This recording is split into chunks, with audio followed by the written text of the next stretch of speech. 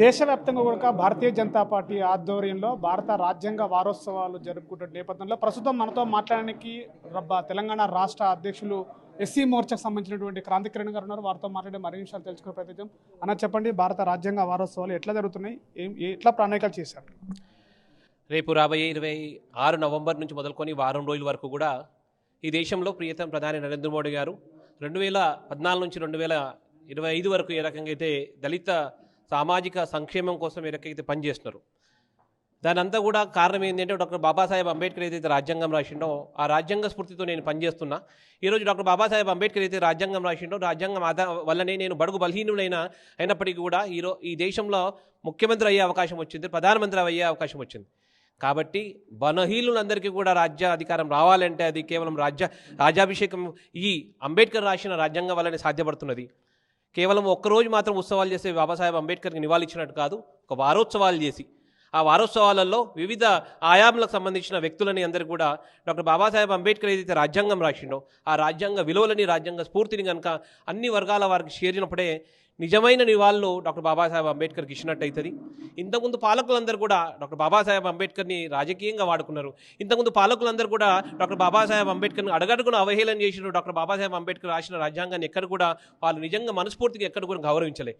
కేవలం ప్రియతమ ప్రధాని నరేంద్ర మోడీ గారు మాత్రమే వారి అధికారంలోకి వచ్చిన తర్వాత స్పష్టంగా ఆయన రాసిన రాజ్యాంగం వల్లనే ఈ రకంగా నేను వివరించుకుంటున్నా. ఆయన రాసిన రాజ్యాంగం వల్లనే నేను ఈరోజు ఈ దేశాన్ని ఒక ఆర్థిక శక్తిగా మార్చగలిగిన, ఆయన రాసిన రాజ్యాంగం వల్లనే నేను ఒక శక్తివంతమైన దేశం, ప్రపంచంలో భారతదేశాన్ని శక్తివంతమైన దేశంగా మార్చగలిగిన. అందుగురించి ఆ మహానుభావుడు రాసిన రాజ్యాంగాన్ని వీధిలో అందరికీ కూడా తెలవాలి. ఆ మహానుభావుడు రాసిన రాజ్యాంగ స్ఫూర్తి ప్రతి ఒక్కరికి కూడా పరిచయం చేయాలి.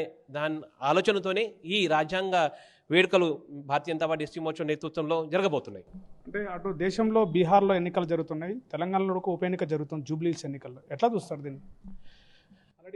పోలింగ్ జరుగుతుంది. భారతీయ జనతా పార్టీ నరేంద్ర మోడీ గారి నేతృత్వంలో ప్రతి ఒక్క వర్గం వాళ్ళు ఒక మన్నె పొందిన తర్వాతనే దాదాపు 3 సార్లు ఈరోజు అధికారంలోకి వచ్చింది. సుమారుగా 20 రాష్ట్రాల్లో ఈరోజు అధికారంలోకి వచ్చింది. ఏ ఎన్నిక కూడా భయ ఎన్నిక ప్రత్యేకించి రెఫరెండం కాదు. భారతీయ జనతా పార్టీకి ఎన్నికలు అనేది రాజకీయ క్షేత్రంలో ఒక భాగం. అంతేగాని జూబ్లీహిల్స్ ఏదైతే ఫలితాలు ఉన్నాయో దానివల్ల భారతీయ జనతా పార్టీ ఎక్కడ కూడా దాని యొక్క వేగాన్ని కానీ దాని యొక్క రాజకీయ మార్గాన్ని ఎప్పుడు కూడా తగ్గించుకోలేదు. అన్ని రాజకీయ పార్టీలాగానే మేము కూడా జూబ్లీహిల్స్లో పాల్గొన్నాం.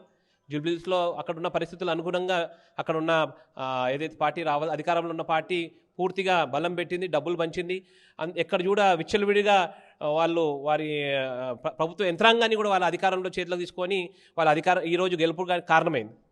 ఇంకోవైపు చూసినట్టయితే మా బీహార్ ఎన్నికల వైపు చూసినట్టయితే స్పష్టంగా ఏదైతే కాంగ్రెస్ అలయన్స్ ఉందో అలయన్స్ని వ్యతిరేకించడం జరిగింది. అక్కడ ఉన్న ఆర్జేడీ ఏదైతే నేతృత్వము పనికిమాలిన నేతృత్వం అని భావించిన బీహార్ ప్రజలే ఈరోజు భారతీయ జనతా పార్టీ అలయన్స్కి కట్టడం జరిగింది. అంటే అటువైపు కేంద్రంలో బీజేపీ ప్రభుత్వం ఉంది, తెలంగాణలో మాత్రం ఒక రాష్ట్ర ప్రభుత్వం ఏర్పడిన తర్వాత ఒక ఎమ్మెల్సీ కూడా గెలుచుకుంది. అందులో ఒక బీజేపీ క్యాండిడేట్ చాలా చివరి స్టేజ్లో ఉన్నాడు, వెనకంజలో ఉన్నాడని చెప్తున్నారు. అంటే భారతీయ జనతా పార్టీ బూత్ స్థాయి నుంచి రాష్ట్ర స్థాయి వరకు ఏ ఎన్నిక వచ్చినా కానీ అందరం పనిచేసే ఒక వ్యవస్థ భారతీయ జనతా పార్టీలో. కొన్ని సందర్భాలలో ఆ క్షేత్రాలలో ఒక నరేటివ్ ఉంటుంది, ఆ నరేటివ్ ఆధారంగా ఎన్నిక నడుస్తుంటుంది.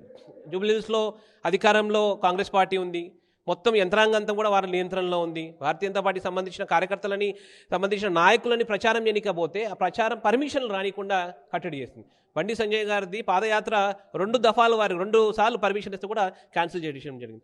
కిషన్ రెడ్డి గారిది రోడ్ షో పెడితే ముఖ్యమంత్రి గారి రోడ్ షో ఉంది అని ఒక సాగుతోని కిషన్ రెడ్డి గారు ప్రచారం చేయడం. అంటే ఎక్కడో ఒక చోట కాంగ్రెస్ పార్టీ తన శక్తినితో ఈసీ మీద నియంత్రణ చేసుకుంటూ ప్రభుత్వ యంత్రాంగంతా కూడా చేతిలో పెట్టుకోకుండా భారతీయ జనతా పార్టీ సంబంధించిన వాయిస్ని ప్రజల దాకా పోకుండా కట్టడి చేసింది.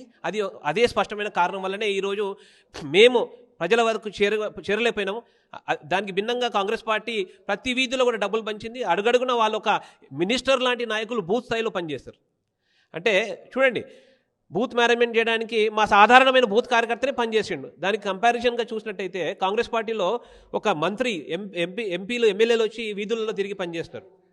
స్పష్టంగా కాంగ్రెస్ పార్టీ ఇది భారతీయ జనతా పార్టీ గెలిచినట్టయితే ఇది జిహెచ్ఎంసీ ఎన్నికల్లో వాళ్ళ ప్రభావం పడుతుంది అని ఆలోచనతోనే ఎంఐఎం ఒక మద్దతు తీసుకొని భారతీయ జనతా పార్టీ నేతృత్వాన్ని జూబ్లీహిల్స్లో ప్రచారం చేయకుండా ఆపి వాళ్ళు గెలవడానికి ఇది ఒక మార్గం తయారు చేసుకున్నారు. చివరగా ప్రజలు ఇచ్చిన తీర్పును మీరు జూబ్లీహిల్స్ ఎన్నికల్లో ఓటమి పాల్గొనడానికి అంగీకరిస్తున్నారా?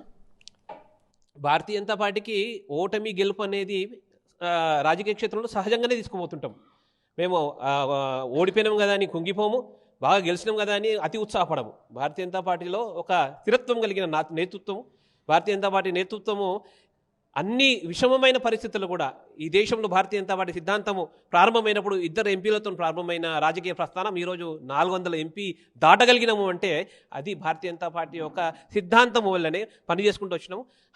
అక్కడ జూబ్లీహిల్స్ని కంపేర్ చేసినట్టయితే భౌగోళికంగా అక్కడున్న మైనారిటీ ఓట్ అపీస్మెంట్ అనే ఒక నినాదంతో కాంగ్రెస్ పార్టీ ఎంఐఎం పార్టీ కలిసి పనిచేయడం వల్ల భారతీయ జనతా పార్టీ యొక్క ప్రజెన్స్ని అక్కడ గ్రాడ్యువల్గా తగ్గడం జరిగింది, కానీ వేరే కారణం ఏమీ లేదు.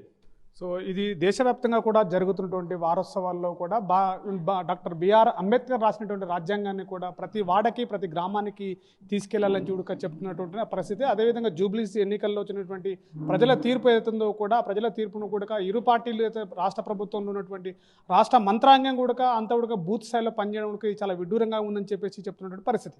కెమెరా పర్సన్ నర్సింగ్తో Shivaji, RTV, Mahbubnagar. Local to global news at your finger tips. మీ చేతిలో ఒక ఆయుధం. డౌన్లోడ్ రా TV app. Media legend Ravi Prakash is back.